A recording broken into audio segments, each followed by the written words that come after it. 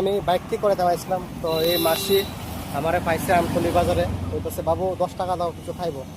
আমি বললাম 10 টাকা দিয়ে তুমি কি খাইবা? কিছু টিফিন খাইবা, চলো ভাত খাইবা। মাসি রাজি হয়েছে ভাত খাইবা। মাসি বলে এখন যাবো হোটেলে, আইতাছে আমার সাথে। প্লিজ কেউ নেগেটিভ কমেন্ট করো না ভাই, অনেকে ভাবো যে আমি কেটে ভিডিও করছি। অ্যাকচুয়ালি ভিডিও না, এটা সমাজ সচেতনতা। আমি সবাই চাই যে গ্রামের রোগ শহরের রোগ প্রত্যেকটি গরিব মানুষ যেন 2 বেলা পেট ভরে খাইতে পারে। ঠিক আছে, দিদি খাওয়ান আছে, ভাত আছে। মাসে মাছ খাইবা না মাংস? মাংস খাও না? মাংস খাই না? না মাছ কি আছে? কাতলা না নলা? রুই আর নলা। নলা তো কাটাইব, রুই দিয়ে দিন।